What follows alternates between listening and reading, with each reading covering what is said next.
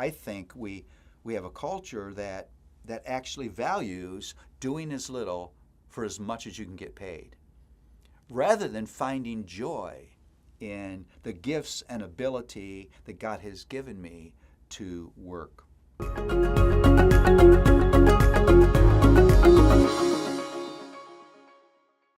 Well, there is a whole theology of work in Proverbs. Sorry, it's true for those of you who don't like work. And you can't have a system of wisdom like is in Proverbs without concluding to be human is to work. And again, that's how Proverbs fits so well with the larger narrative of Scripture. One of the misconceptions of people is that work is the result of the fall. That's not true. God assigned work to Adam and Eve in that perfect paradise, perfect people in a perfect relationship to God, everything in its right place, everything doing what it was meant to do in the shalom of the garden. God assigned Adam and Eve to work the garden, to dress it, to care for it, to manage it. They were assigned work. And so part of the dignity of my place in God's economy and the way God decided to rule his world is that I'm called to work. That's part of what defines me and defines the honor of my role. There's a place in the Psalms that says, the heavens belong to the Lord, but the earth he has given to man.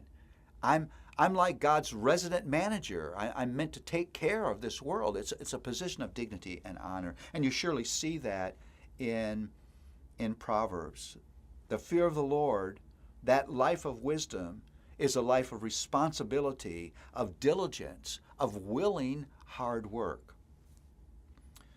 Proverbs 10:4-5 says, a slack hand causes poverty, but the hand of the diligent makes rich. He who gathers in summer is a prudent son, but he who sleeps in harvest is a son who brings shame. I like the slack hand. If your hand is slack, it means you don't have any tool in it. You're not working. In an agricultural society, that's just such a picture because in an agricultural society, before the invention of the tractor, if you're going to do farming work, you picked up tools. You didn't have a slack hand.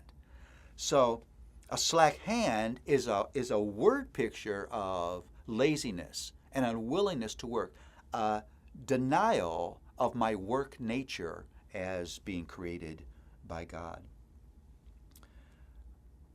Proverbs 10:26 says, like vinegar to the teeth and smoke to the eyes is the sluggard to those who send him. Now, those who send him are his employers. So, saying it's like vinegar or like how smoke hurts your eyes to be in the employ of somebody but not want to work. I think we have a culture that actually values doing as little for as much as you can get paid, rather than finding joy in the gifts and ability that God has given me to work. Wise worker plans, the proverb says. The wise worker is a self-starter. He doesn't need a boss. I love this. The Proverbs literally says that if you understand how God has created you to work, you won't need a boss.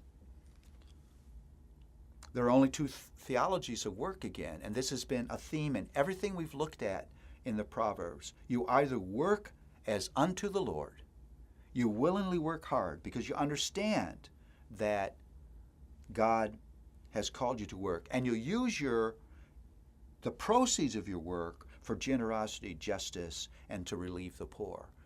Proverbs represent you don't just work for yourself. You work so you can be a tool of those things in God's hands.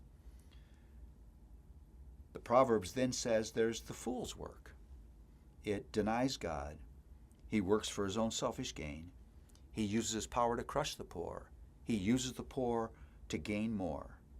And so we always need to ask ourselves, do I love work? And for whom am I working?